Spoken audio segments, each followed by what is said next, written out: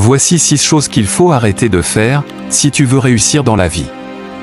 Si tu savais le nombre de personnes qui te jalousent sans que tu ne le saches, tu ferais attention à ces conseils que je vais te partager. C'est malheureux, mais la jalousie est partout autour de toi. Le pire, c'est qu'il s'agit des personnes proches de toi, dont tu ne douterais jamais une seule seconde. Ils sourient quand tu réussis, mais au fond d'eux, ils sont dégoûtés. Et ils donneraient tout pour être à ta place. Méfie-toi des apparences, car certains arrivent très bien à cacher leur jeu. Numéro 1. Arrêtez de partager vos secrets, même à vos meilleurs amis. 9 des 10 amis que vous avez sont faux. Ils utiliseront vos secrets pour ternir votre image, dès que l'occasion se fera ressentir. N'oubliez pas que, même les meilleurs amis peuvent trahir votre confiance et révéler vos secrets aux personnes qu'il ne fallait pas. Si vous partagez un secret avec un ami, il peut vous mettre sous pression, de manière à prendre une décision contraire à votre choix.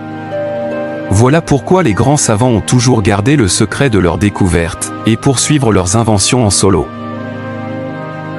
Numéro 2. Arrêtez de partager vos projets avec les autres. Les gens veulent toujours avoir une longueur d'avance sur vous. Même s'ils ne vous le disent pas. Les gens sont jaloux par nature. Pour une raison ou une autre, ils trouveront toujours un moyen de saboter vos plans, de peur que vous n'alliez plus vite qu'eux. Si vous partagez un projet innovant et unique, il y a toujours un risque que quelqu'un d'autre le vole ou le copie. En partageant vos projets, vous pouvez involontairement donner des idées à d'autres personnes qui pourraient les utiliser à leur avantage. De plus, cela peut vous distraire de votre objectif principal. Vous pouvez être submergé par les commentaires et les suggestions des autres, et perdre votre vision originale. Numéro 3. Arrêtez de regretter le passé. Regretter le passé, c'est comme se tirer une balle dans les pieds. Car le passé fait partie de ce que vous êtes aujourd'hui. Au lieu de regretter les erreurs passées, nous pouvons les utiliser comme des opportunités d'apprentissage. Nous pouvons analyser ce qui s'est mal passé, et comment éviter ces erreurs à l'avenir. En se concentrant sur le présent et l'avenir, nous pouvons développer notre confiance en nous, et prendre des décisions plus rapidement, et être plus sûrs de nos choix. En étant libérés du poids du passé, nous pouvons être plus créatifs dans nos approches, et atteindre plus facilement nos objectifs. Numéro 4. Arrêtez de vous plaindre. Chaque fois que vous vous plaignez, c'est la preuve que vous avez perdu le contrôle de votre vie. Très souvent, le temps que nous passons à se plaindre peut être utilisé pour accomplir des tâches importantes, ou travailler sur nos projets personnels. En étant plus productifs, nous avons plus de chances d'atteindre nos objectifs. En arrêtant de se plaindre, nous adoptons une attitude plus positive envers la vie et les situations difficiles. Cela nous permet également de rester motivés, et de persévérer dans nos efforts pour atteindre nos objectifs. Numéro 5. Arrêtez de partager vos échecs avec les autres.